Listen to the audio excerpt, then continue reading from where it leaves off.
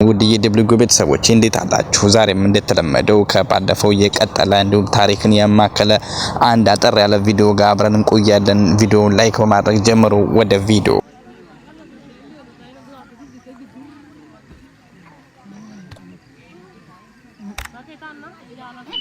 በቁጥር ብዙ አይደሉም። እንደ ዶክተር ፍሬው ገለጻ ወደ 10,000 የሚጠጉ ናቸው። መኖሪያቸው በደቡብ ኦሞ ወንዝ አካባቢ ሲሆን ከበዶች ኞንጋቶም፣ ኦርና፣ ሐመር፣ ዲሚና ባጫ ጋር ይጎራበታሉ። የኦሞ ሐይቆች በዙሪያቸው ሲፈሱ በእነዚህ ወንዞች የተሰየሙት ብሔራዊ ፓርኮችም ከበዋቸዋል። የኑሯቸው መሰረት አርብቶ አደርነት ሲሆን አብዛኛውን ሌላ ቦታ ሰው የሚያውቃቸው ከንፈር ተልትሎ በማስጌጥ ልማዳቸውና በዶንጋ ግጥሚያቸው ነው። ሴቶች ከንፈርና ጆሮ ተልትሎ ሸክላ ወይንም የተቀረጸ ጣውላ በማስገባት የማስጌጥ ምርጫን የመፈጸም ወይም ያለመፈጸም ፈቃድ አላቸው። ሙርሲዎች ሲቀባበሉ ወይም ከየነናቸው ዶንጋ አይጠፋም በእጃቸው ላይ። ወደ አማርኛ ሲመለስ በትር እንደ ማለት ነው።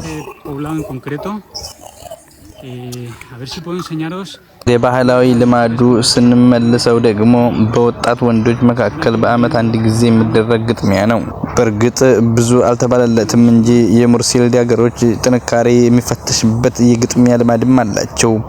ኡላ ይባላል። ወንዶች በዚህ ግጥሚያ ተብሎ በተዘጋጀ በትር ሲፋለሙ፣ ሴቶች ደግሞ በእጅ አንባራቸው በመጋጠም የጥንካሬ መጠናቸውን ይፈታተሻሉ። እንደ ዶክተር ፍሬው ገለጻ ከአውሮፓ ተነስተው የመጡ አሳሾች የዓለምን ወንዝ ሲያዩ በኦሞ መዳረሻ ተከትለው ቱርካና እስከ ሶማሊያ ድረስ በመንገዳቸው ስላገኟቸው ሙርሲዎች ማስታወሻ ተዋልፈዋል።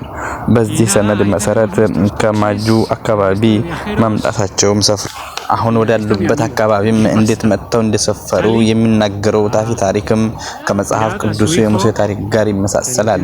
ሙሴ ቀይ ባህርን ከፍሎ እስራኤላውያን እንዳሻገራቸው እነርሱም ካውሎኸር ሲሉ የሚጠሩት ጀግናቸው የኦሞን ወንዝ እንዲያቋርጡ እንደረዳቸው ያስረዳሉ። የአሁኖቹ ሙርሲዎች ከዚህ ቦታ ከመምጣታቸው ታላላቅ ስደቶችን ማድረጋቸውንም አክለዋል። ሙርሲዎች 4 ተጠሪዎች ወይንም ባላባቶች አሏቸው። እነዚህ ባላባቶች ሙርሲዎችን በብዛት የሚገኙባት ከተማ ማቂ፣ ጥንት ሙርሲ የሰፈሩባት ዶንጋሳ፣ ሞይዛ እና በጎንዛ ላይ መቀመጫቸውን ያደረጉ ናቸው።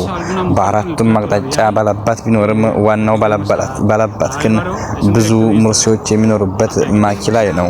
እነዚህ ከተለያየ ጎሳ የተውጣጡት ባላባቶችም የተለያየ የስራ ድርሻም አላቸው። ህልም የሚፈታ፣ ባህላዊ ስርዓትን የሚከውን፣ የሚመርቅ፣ ዝናብ ሲጠፋ ወይንም ደግሞ የሙርሲ ህዝብና እንስሳት በተለያዩ በሽታ እንዳይጠፉ የሚለምን ብሎም የሚባርኩ ናቸው።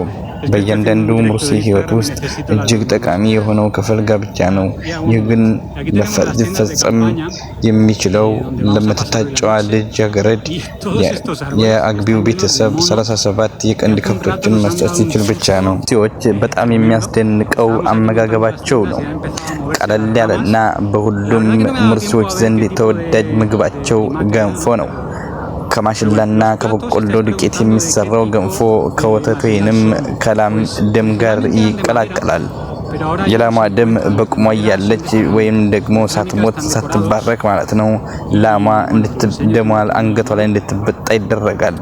በዚህም የሚገኘውን የላሚቷን ደም ከገንፎ ጋር በመቀላቀል ቆንጆ ባህላዊ ምግባቸውን ያዘጋጃሉ። ይህ ምግባቸው በተለይ በሰርግ ወቅትና በተለያዩ የበዓል ፕሮግራሞች ላይ የሚዘጋጅ የምግብ አይነት ነው ገንፎ። ይህ በሙርሲዎች ዘንድ በጣም ተወዳጅ የሆነው ገንፎ በታላላቅ ቦታቸው በትልልቅ ሴርሞኒያቸው እንዲሁም ደግሞ ታላላቅ እንግዶቻቸው ወይም የነሱ የተከበሩ ባላባቶች በሚገኙበት ቦታ ሁሉ የሚቀርብ ውድ ባህላዊ ምግባቸው ነው። documentar la parte de dentro. Tampoco